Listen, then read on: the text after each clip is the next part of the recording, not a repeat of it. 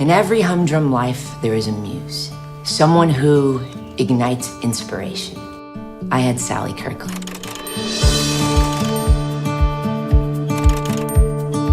Mom, you'd support me if I went for what I really want, right? I need to move to Hollywood. Maybe you'll meet Reba McEntire. I can meet Sally Kirkland. Like that's gonna happen.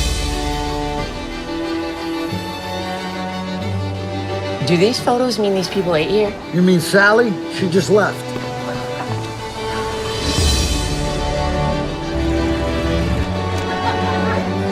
Excuse me, would you mind taking a photo of me and my paintings? Are you my new assistant? Yes. You start right now.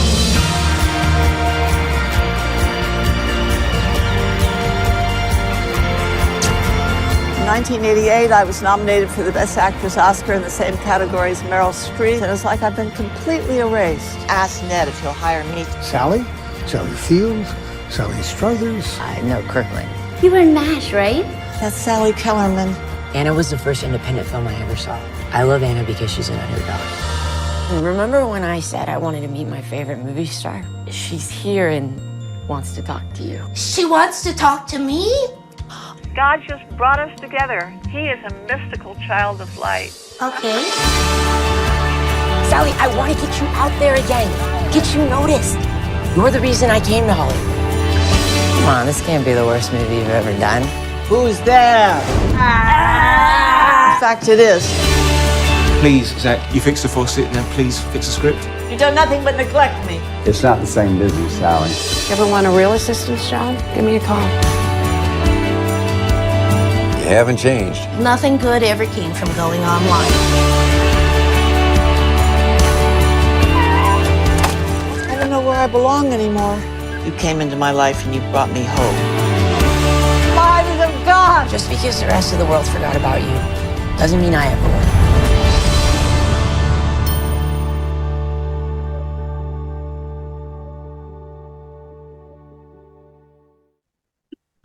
Hey.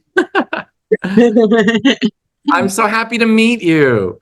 Same here. Same here. Bravo. Just bravo. Wonderful, wonderful job. You're such an incredible person. I read all about you on your website. I read your bio. I watched your videos.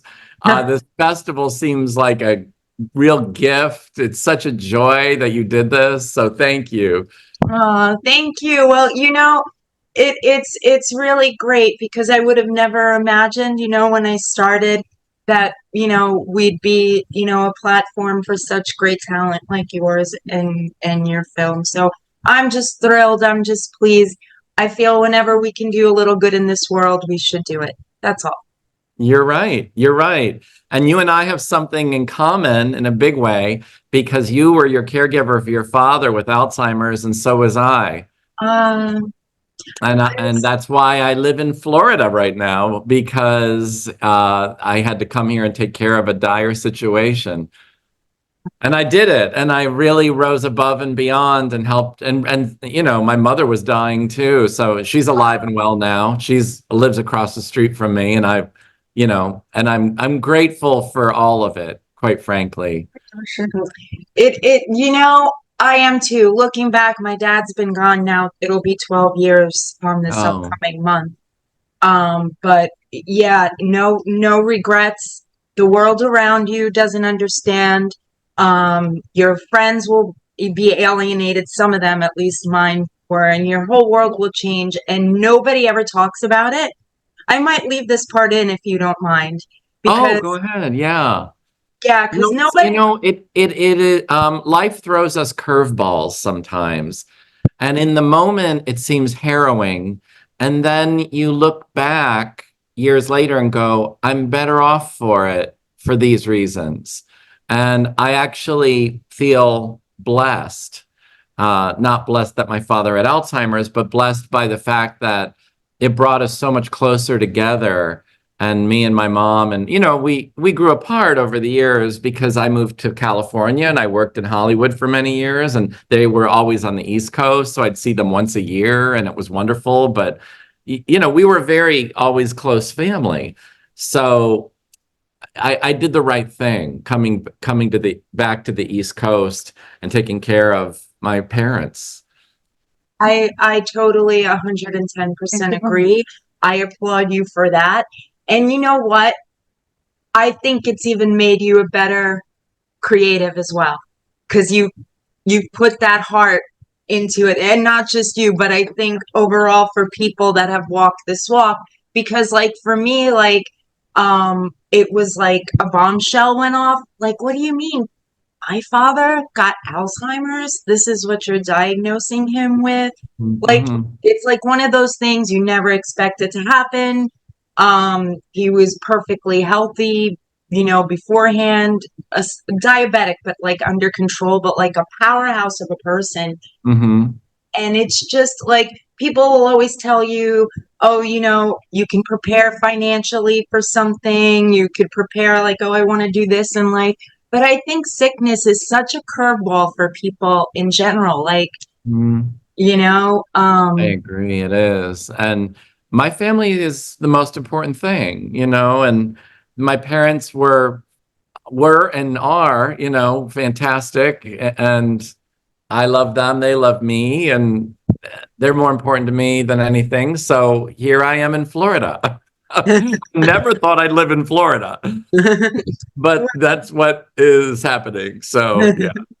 That's wonderful. I hope you start up a whole film studio down there, and you have tons of projects happening in Florida and helping your. Well, they say bloom where you're planted, and I've been planted here, and I am a one-man garden. I have bloomed all over this whole state.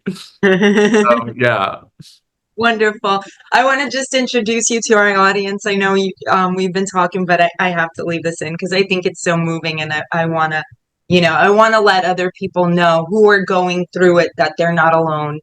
That Alzheimer's is just one of the most devastating things that It's could just devastating. happen. And also, you do feel so alone. I mean, I've never felt so alone in my life as when I was going through the thick of it with my father, because there was nobody else who could help me or be around. And it's just, I woke up every day going, Lord, help me, staring at the ceiling fan, going, help me through this day. Yeah. And I get through it. You get through it, Yes, no, you touched on a lot there. Yeah, no, if it wasn't for my faith, I don't think I could have. Because it's funny, our society, I think like people would understand if you tell them, oh, I have a sick child. Oh, I don't have anybody to take care of my child today. And I think you get like almost like, I don't know if I want to say sympathy or understanding is the word. But when you say, my parent needs me today, they're just like, what? At least that's what I encountered. No, it's true. That's very true. Yeah. Mm-hmm. Yeah. Yeah. They're like, oh, well, shouldn't you have somebody? Shouldn't they be put somewhere? Or That's what people said to me. They're like, put him away, hire a nurse. It's not that simple. No. It's not that simple. No. Anyway. No. Yes. I am here. We could write a book on that. I totally. Maybe we will. Yes. No. I have some of a little bit of a plot in that, and yeah, maybe after this interview, I could show you a script. Yes, or a book. Yeah, I'm more than happy, because again, I just can't say enough, good things about your movie. Sallywood, it has heart. It's a comedy, a drama. I just really think you made such a well-rounded film. Thank you. Thank you. Listen, I grew up watching wonderful comedies made for adults. I did not make this movie for children. It's really not a family film. Even though it's super heartwarming, I made it for adults, and I feel like really good quality comedies for adults are in short supply these days. I don't know what happened, but I grew up with all the great comedies of Woody Allen and movies like Tootsie and Big and, Oh, there's so many. Arthur, you know, these great movies with really terrific actors that had sophistication. And it inspired me to want to be a filmmaker, all those movies. You know, even the kids' movies I saw, like the Muppet movie back in the day, Yeah. those were sophisticated and didn't speak down to you. They were, you know, up here on a different level. And I want to make films like that. I really want to stick with comedies, but comedies with real humanity about them. Yeah, yeah, no, and you've done that. I love that your characters too are fleshed out. They're not one note, just there to move the story along. Like Sally has that spiritual side, the fact that she's dealing with aging in Hollywood, the fact that she's still like in there, like trying to get her ambitions out there, trying to get, the roles that she deserves, Right, yeah. You know, something that you just said is the aging in Hollywood, which it occurred to me that ageism actually is sort of one of our last still widely accepted isms. And I don't like it. I don't know anyone who likes it, but it's not just in the entertainment industry, it's in every industry. And there gets to be a point where society just collectively goes, well, no, let's bring in the younger people. And it's not okay. You know, I mean, all these to discriminate against many other groups, you know, gay people, Jewish people, Black people, all different walks is no longer okay. But no one talks about ageism hardly at all. And this movie deals with that and how as you age and get older, you start to feel less like, where do I belong? You know, you feel like maybe I'm less relevant. Am I needed anymore? Do people even remember me? I mean, it's horrible, quite frankly, because older people are where it's at. I mean, I like writing older characters because they have all the wisdom and stories and experiences and humor. And I just love, first of all, I love older people. I've always, like I just said, had a great relationship with my parents, my grandparents, all the older generations. You should see my friends in Florida. Everyone's over 70, okay? Yeah. Yeah, I've always been the type too, like my friends are like, even my friends, like not only close with my parents, but yeah, even all my friends are older. No, I agree. And it's sad too, because people who are doing that are shooting themselves in the foot, I think too, in so many ways. One, like you mentioned, the wisdom, they're missing out on all that.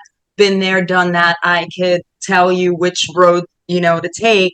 But also people are living so much longer. They don't realize that's them in 20 years, know? Right. Yeah. I want to continue making films that tell older people's stories in interesting ways, and in ways that are funny. I mean, you can deal with a sad or tragic situation, but show it in a lighter way. Right. And that's how I like to look at life, quite frankly. I'm an artist. I'm a fine artist. Some of my paintings you can see back here.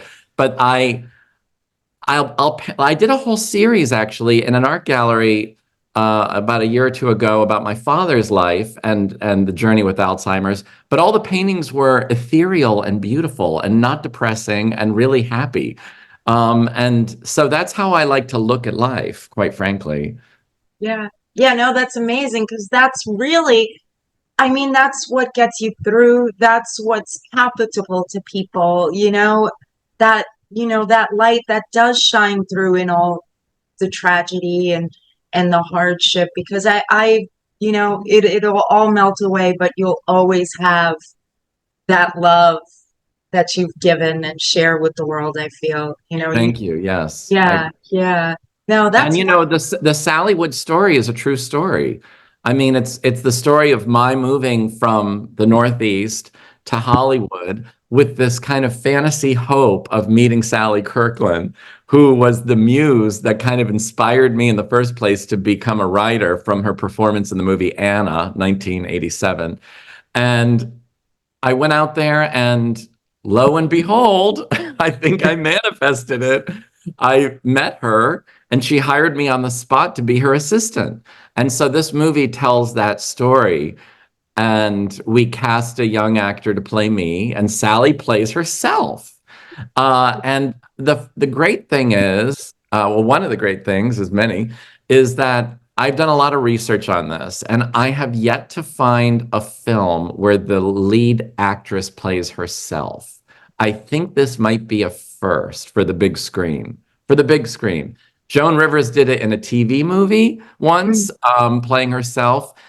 Other than that, I can't find any examples of a woman playing herself in the lead role, an actress. So this might be first in that way. It's a very unique film all around. It's like, yeah, it's very meta. It's your life meta. story. Yeah, it's very And meta. I have Jennifer Tilly playing my mother, which is really funny and great. She's I have a fantastic. great cast. I mean, No, it's serious. Yeah. top-notch cast of actors, and this is my first feature-length film as a writer and director. So how lucky am I? Yeah, no, I think your cast must feel the same way, because I'm sure they read the script and just went, wow, like, yes, definitely gonna do this film. Because yeah, just really, like, again, just such a well-told story with great characters. Jennifer Tilly, you mentioned, is just phenomenal in it too. Like, you have all these great actors and they just brought it. I would never think this is your first feature film. Wow, thank you so much. Yeah. The reason why they brought it is because that's what they do. They just are so good at their craft. They all came to set fully invested, fully, I wasn't making a movie on the budget scale of like Titanic or something. So this is a little intimate indie film, and they brought their A-plus game. Eric Roberts, Michael Lerner, Keith Carradine, Lenny Von Dolen, Kay Lenz, Maria Conchita Alonso, Jennifer Tilly, Sally Kirkland. Those are all award-winning actors who I grew up with. So it's such a joy. I remember in the year 2006, I wrote the Dynasty reunion for CBS. It was the reunion of the cast of Dynasty, my favorite 80s primetime soap opera. And I must have been the youngest person in America watching it every week with my mother on Wednesday nights on ABC. But when I was asked to write the special, I was writing the copy that Joan Collins and Linda Evans and John Forsythe and all these amazing actors from Dynasty were going to say to each other, the same people who inspired me in the first place. It's such a great full circle feeling. And the same goes with writing for Sally Kirkland, the exact lines she said to me when I was her assistant. Wow. It's such a special joy, to be in the trenches. And by the way, when I in the movie, not giving any spoilers here, but at a certain point in the movie, Xaque does move on from working for Sally to work for another Hollywood heavyweight who's played by Michael Lerner in the movie. But in real life, that was Henry Winkler. And so I went from being Sally Kirkland's assistant to Henry Winkler's assistant. I worked as an assistant to he and Michael Levitt, who were the executive producers of Hollywood Squares. So I worked on the TV show Hollywood Squares as the assistant to Henry, and what a great experience that was, to work for a man who I grew up watching on Happy Days. And I think I even had, I had a pin with the Fonz going like this. I had the lunchbox. I mean, Happy Days was the hugest show on TV when I was little, and now I'm his assistant. Life is amazing. It really, and that just speaks of your talent, which again is just stamped all over this film. I wonder, how was that process like for you? Like, you wrote this script, you made the decision to do it. Was there ever any like, oh my goodness, is there somebody, some criticism? Like, or this leap of putting yourself out there, your own personal story? Like, what was that like for you? You know, it happened so organically. I did not, the path to Sallywood, the film, is a very unconventional one. It started at a friend of mine's birthday party in Los Angeles, where I was a guest at a birthday party, and she said, "I'd like everyone to get up and tell a 5-minute story, a funny thing that happened to them in their life. That would be your gift to me." And I thought, "Ooh, I've got a good story. I'll tell the one about how I got hired by Sally Kirkland to be her assistant." So I got up in front of the party. I didn't know some of these people, and I just told this hilarious little 5-minute story. And in the crowd, this woman comes up to me and she said, "That is the funniest story I ever heard, and I want that for my next movie. Send me the screenplay, please." And I said, "The screenplay? I just told a story at a party. There's no screenplay." And she said, "Well, write it and send it to me, darling." And she gives me her card, and she's a producer. So I thought, well, okay. So I went home and I wrote "fade in." And I just wrote the script as I told it. Basically, didn't even change any names. And so I emailed it to her. And one thing led to another. And we just started making the movie. Sally agreed to be in it, to play herself. She loved the script. She said, "You've written me as the world's biggest narcissist, and I can't wait to play myself that way." And Wow. and I thought, oh, thank God, because I was hoping I wasn't going to offend her. I wrote her warts and all, you know, I did not polish it and make it pretty. So, and I told the story as exactly as it unfolded in real life. And so we just eventually found the funding through friends and family and just shot it.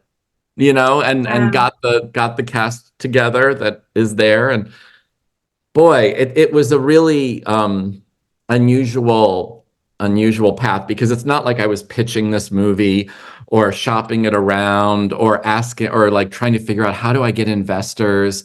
It just like, it's like the stars aligned in a funny way. That is that is amazing. See, I think that teaches everybody, like, always be on, always be authentic. You never know what's going to pull something towards you. I feel like in life, we're always, unbeknownst to us, auditioning for something. And even when you're just in a store shopping or you're sitting there on your phone at an airport, people are looking at you and thinking, oh, he might be right for, or, you know, like you never know. How when you're in public in a moment, how that can happen. I ended up, I don't know if you know this, but I ended up being a character on Fox's show Hell's Kitchen for several years. And I played Francisco the party planner. You can YouTube it, okay? It'll haunt me forever. But it was a super experience. Anyway, the way I got picked for that was I was just working in the production office of Michael Levitt, answering phones. And the producer of Hell's Kitchen thought I was funny and said, "You're going to play a role on this show." And I thought, don't I have to audition? He said, "You just did, and you're hilarious." So I went, oh, okay. Anyway, yeah, I just feel like life is like that. We're out there more than we realize. Yeah, no, right. Definitely. Somebody else was telling me that, you know, she knows somebody who got like a deal with like CAA from TikTok videos she was just doing about her life, just the situation. Yeah, no. So yeah, exactly. Be authentic, be yourself. I love that you get all this stuff so organically. That's wonderful. It I speaks to guess your I've character. manifested opportunities and wonderful things. Wow. I'm grateful. I'm very grateful, and I love my life, you know. And I'm a happy person. I'm a very peaceful, creative person. So I'm not somebody who I don't even know how to think negatively, if you really want to know the truth. I never do think negatively. I don't. When people come at me with negativity, it throws me, because it's like a language I don't speak, and I'm kind of confused at first. And I go, wait a minute. Oh, Well, oh, wait, what's going on? Yeah. So That is amazing. That what you just said was great too. A language you don't speak. Yeah, because it's really a decision, right? It's really a choice. I guess, and It's some people might be just wired yeah, negatively, and that's some people are wired positively. I, I guess I'm very happy to be on the positive side. true. Yeah. I wake up in the morning just joyful. Like I put on music. I can't wait for breakfast. I'm just, I'm like a little child on Christmas morning every morning. That is wonderful. That is wonderful. Oh, see, that I really hope that people watch this and just like, yeah, I could be that way too. I have to ask you, so you've had these different facets in your career. You've been actor, producer, writer, director, painter. What do you prefer? What do you see? Or do you? Or are they just all different facets? Well, I have to tell you, I feel like they're all callings. We have callings that are things that we can't ignore that call to us. It's like our priesthood, our mission. And for me, it's always been art. And I'm a painter and I draw. And I remember in high school when everyone was partying or whatever else they were doing, I wanted to just be in my bedroom drawing for hours. I wanted to draw and paint and just that's it, and illustrate beautiful things. So my father and mother recognized this and they said, "What art school would you like to go to for college?" And I remember thinking, how great that I don't have to like campaign to go to art school, that they would want me to go to medical school or law school or something that I'm not cut out for, that they just got me. And because they knew that was my calling. Art was something I was, look at my report card. Everything was like B's and C's and art was A plus, A plus. So, I mean, like they were paying attention. And I went to Pratt Institute in New York City for my drawing degree. I majored in drawing. I can draw you perfectly. I would love to draw you, actually. Oh, I'd be honored. Yeah, I'll do that for you. So I love drawing and painting and all the other things, filmmaking, teaching, writing, they all branch out of the passion for art for me. It's sort of, they all, art is like the trunk of the tree, and then all the other things are the branches. Wow, that's just so great. Speaks to how wonderful your parents are that they just got it right away. Yeah, thank you. And thank Wow. you. Thank you, God, and thank you, Mom and Dad. Yeah, That's why I had to be there for them when they needed me. See, that's just so beautiful. That's just so Yeah. beautiful. Yeah, I feel like I could talk to you forever, but I just feel like that was just such a powerful note to leave off on, Thank you. Yeah, yeah, like yeah, just be there for each other. It's such a joy to meet you.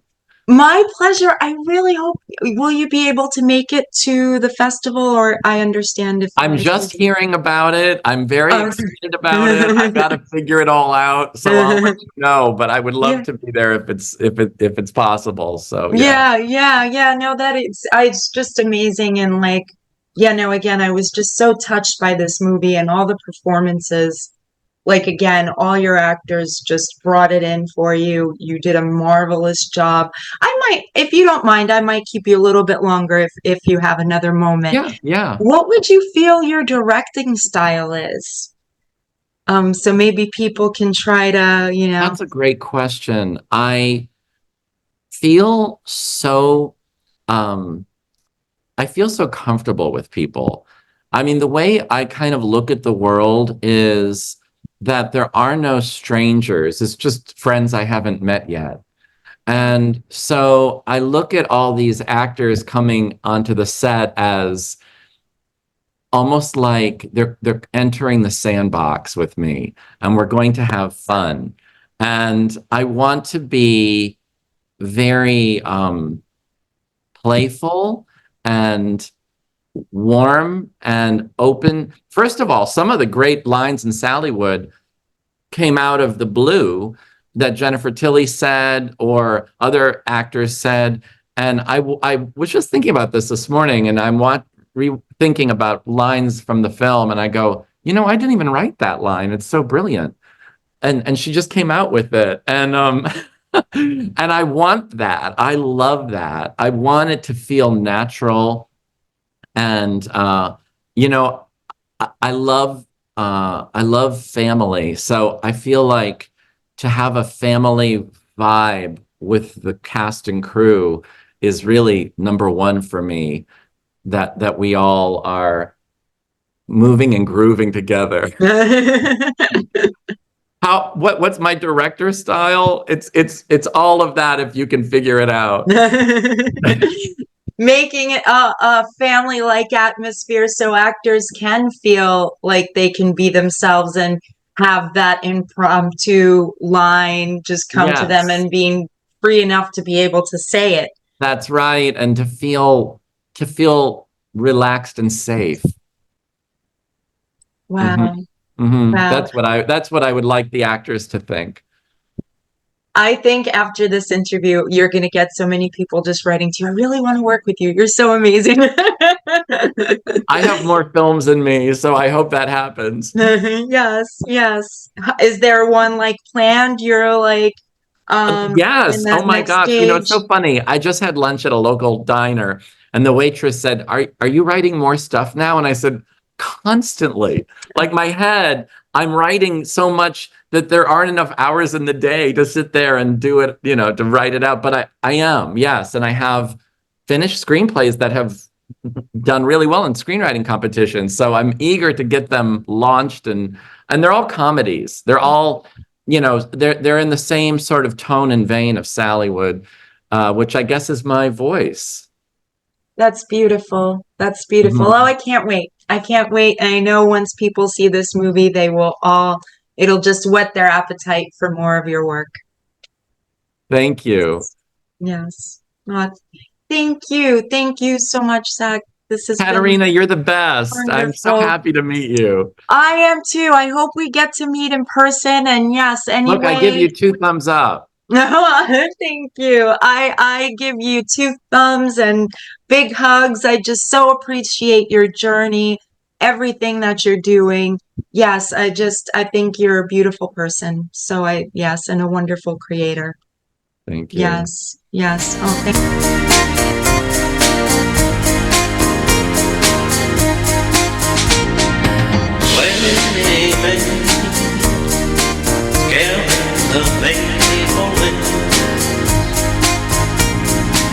sword fight.